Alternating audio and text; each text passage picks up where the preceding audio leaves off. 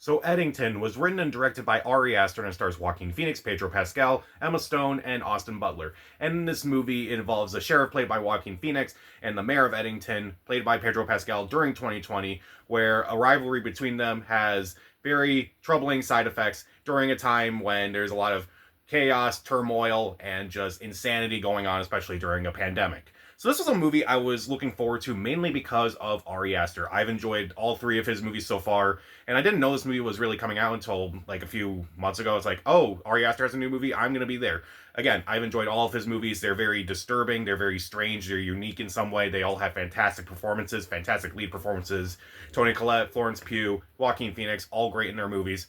And I was really looking forward to this movie, even though it looked a little different than some of his other works. Like, obviously, his stuff is more disturbing, scary, nightmare inducing in some ways, and also kind of surreal in a weird sense of humor. And this movie looked a little different. It was not going to be a straightforward horror movie, but it was going to tackle other things such as, again, the COVID-19 pandemic, which that was kind of an interesting choice. I don't know if I really like it when movies mention the pandemic, but that's its own thing. We'll talk about it. And honestly, I am kind of disappointed with this movie. This movie really let me down. I think there are intriguing ideas. I think there are good aspects of this movie, but I just felt like as a whole, this movie just got lost. So let's start off with some things I do like in this movie. First off, the actors do a decent job. Joaquin Phoenix, he does a pretty good job as the lead character. While Pedro Pascal, also pretty good in his role. Deirdre O'Connell, who has a very small role in this movie, she kind of surprised me a little bit. It's gorgeously shot as well. You're not going to hear me complain about an Ari Aster movie that's not gorgeously shot. This movie is not as well shot as something like, say, Midsommar or Hereditary or Beau is Afraid, but it is still kind of unique. Like, there's one shot towards the beginning that kind of basically shows, like, what this movie is about and doesn't really say anything. And I thought that was very well done and very well executed. Meanwhile, the score itself is very strange and eerie and kind of surreal. Like, a lot of his stuff is very strange and surreal. And it's just, I feel like it matches, like, what the movie's trying to go for, like, how people kind of go insane and such. I do think that's very interesting. There are some interesting themes in this movie as well about how people can become paranoid, how people can kind of just slowly lose their minds in times of chaos and such, and how that can be exploited in some ways. I do think that is very interesting. There are a lot of interesting ideas. And I think it's kind of weird. I thought of this afterwards. It's like, if Superman was one of the most optimistic movies out there, I think Eddington is one of the most pessimistic movies out there. So that's kind of weird. But let's talk about a lot of the things I don't like about this movie. And there's surprisingly a lot that I didn't like about this movie. First off, the pacing. Now, Ari Aster's movies are pretty long. Beau is Afraid was 3 hours long, for crying out loud. This movie is shorter than that, but it feels like an eternity at times. This movie just goes on and on and on and kind of goes all over the place. And I just felt like this movie just took way too long to get to the point. But again, I also feel like there wasn't really a point. But again, I'll talk about it.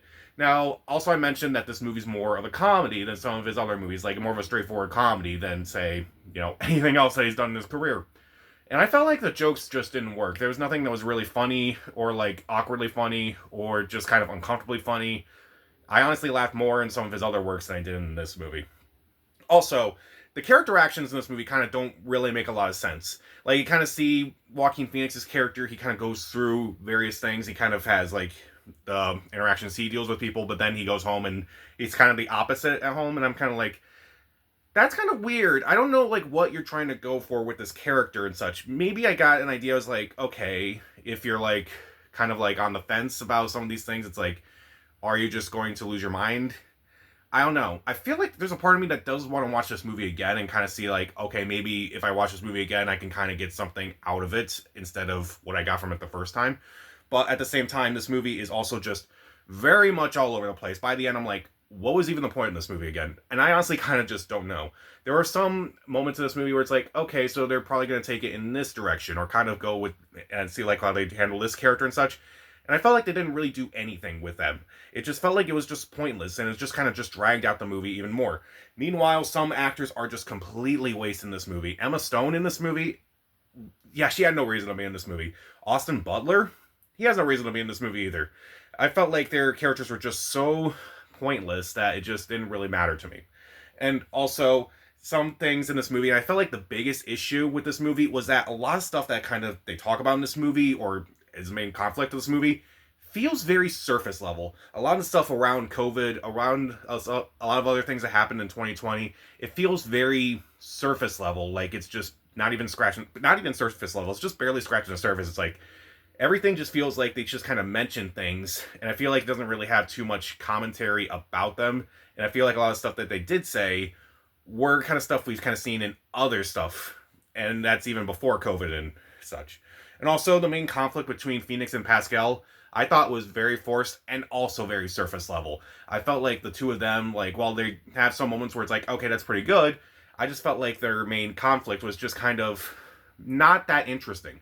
And I just felt like it was just, again, it's barely scratching the surface. It's like just because you kind of mention something, that doesn't mean it's automatically going to be smart because you mentioned something. And I feel like Ari Aster kind of just lost his way with this movie, unfortunately. So Eddington, even though it's a gorgeously shot movie, a wonderfully scored movie, has decent performances, and there are interesting themes that are throughout this movie. And admittedly, I kind of want to go back and watch this movie at some point. I just know that I'm going in thinking that this movie was just kind of a mess from beginning to end.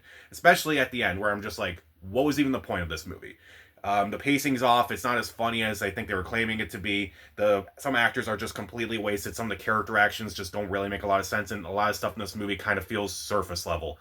And I kind of think I said this about Megalopolis when that came out last year. It's like it tries to do so much, and by the end, it felt like it didn't really accomplish anything.